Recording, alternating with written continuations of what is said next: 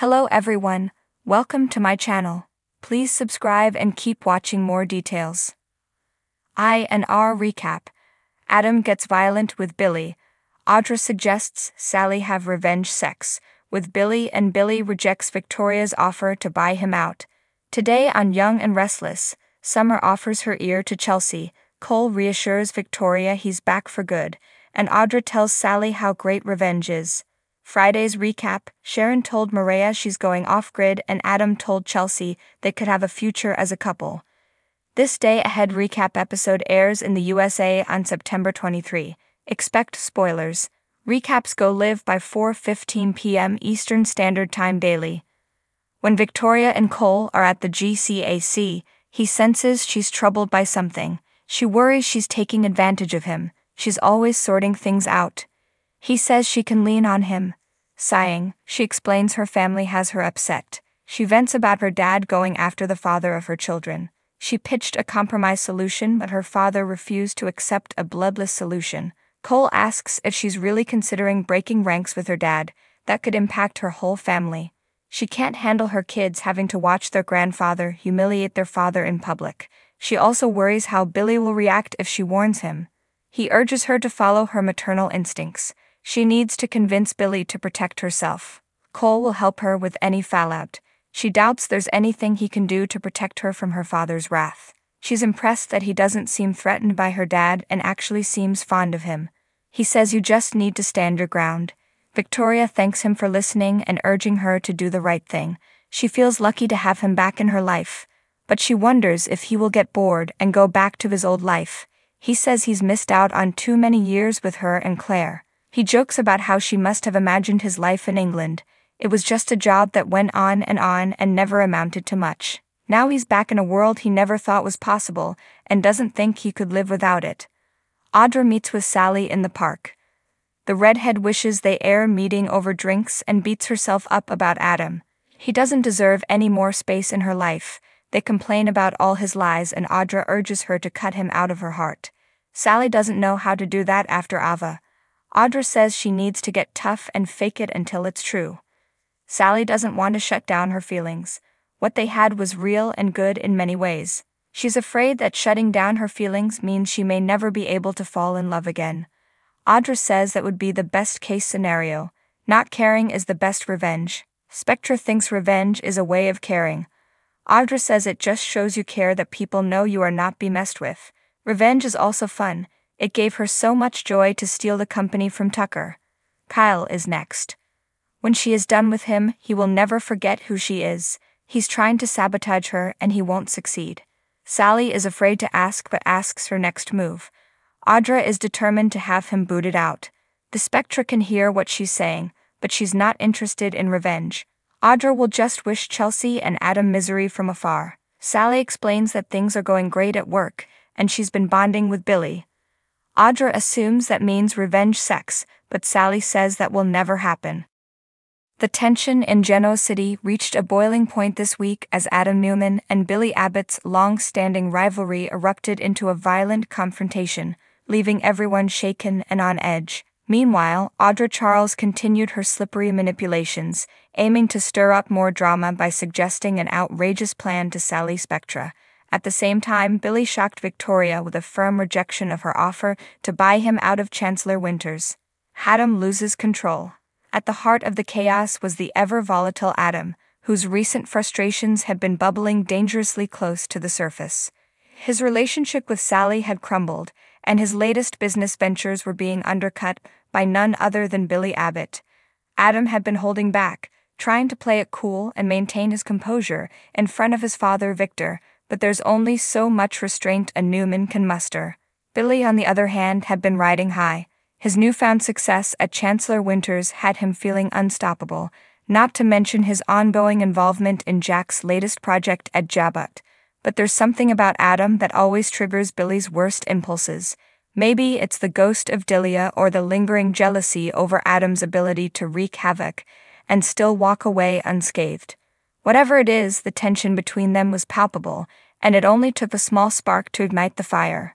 That spark came when Adam, after a long day of dealing with setbacks at Newman Media, walked into society and found Billy enjoying a celebratory drink.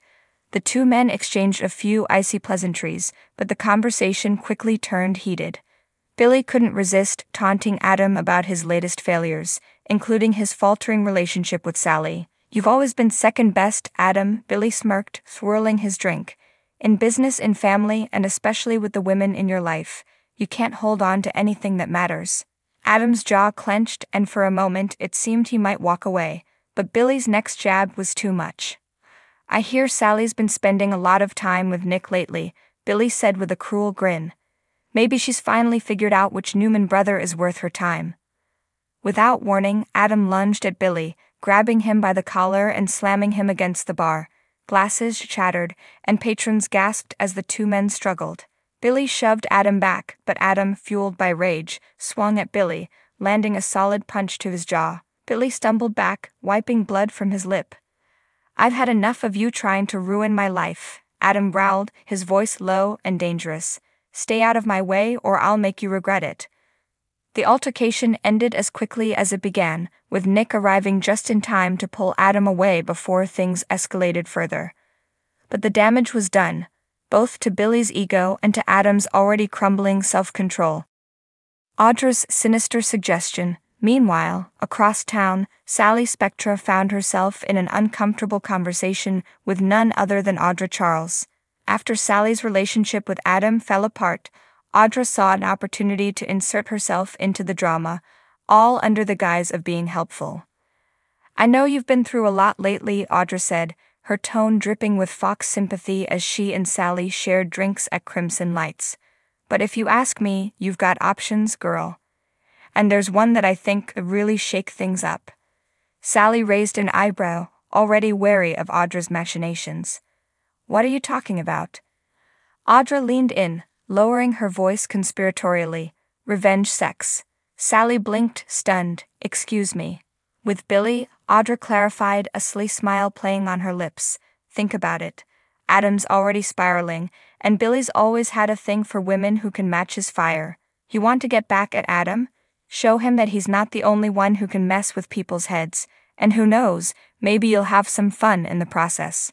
Sally scoffed, shaking her head in disbelief. "You're out of your mind. I'm not going to sleep with Billy just to make Adam jealous." But Audra was relentless. "It's not just about Adam. It's about showing everyone that you're in control, that you can play the game just as well as the rest of them. Billy's single, he's vulnerable, and he hates Adam just as much as you do right now. Think about it." Sally stood up, clearly done with the conversation. "I don't need to stoop to that level, Audra. I'll figure things out on my own." As she walked away, Audra smirked to herself, satisfied that the seed of doubt had been planted. She knew Sally wouldn't go for the idea right away, but in Geno City, it was only a matter of time before desperate people did desperate things. Billy rejects Victoria's offer. Back at Newman Enterprises, Victoria was dealing with her own set of frustrations. Ever since she'd regained control of the company, she'd been trying to bring Billy back into the fold. She saw an opportunity to buy him out of Chancellor Winters, offering him a tidy sum in exchange for his stake in the company. It was a power play, one that would solidify her dominance in the business world and rid her of the constant irritation of Billy's unpredictable nature. But when she approached him with the offer, Billy surprised her by flatly refusing. "I'm not interested in being bought out, Victoria," Billy said, crossing his arms as they stood in her office. "Chancellor Winters is my project, and I'm not walking away just because you want to take over everything." Victoria's eyes narrowed, her frustration growing. "This isn't about taking over, Billy, it's about making a smart business move. You could use the money to fund your next big venture, whatever that might be. Why cling to Chancellor when you know it's not where your heart is?" Billy shook his head. "You don't get it, do you? This isn't about money for me. It's about proving to myself that I can succeed on my own terms, without you or anyone else trying to control me." Victoria's jaw tightened. "So this is about your ego." "Maybe it is," Billy admitted. "But I've learned that I don't need to be under anyone's thumb to find success. Not yours, and definitely not Adam's. So thanks, but no thanks." As Billy walked out of the office, Victoria was left standing alone, furious that once again, Billy had slipped out of her grasp. In the world of business and relationships, it seemed that everyone in Genoa City was playing their own dangerous game, and no one was ready to back down. Conclusion: with Adam's violent outburst, Audra's manipulations, and Billy's defiant stand against Victoria, the tension in Genoa City continues to escalate. Alliances are shifting, and it's only a matter of time before the next explosive confrontation shakes the town to its core.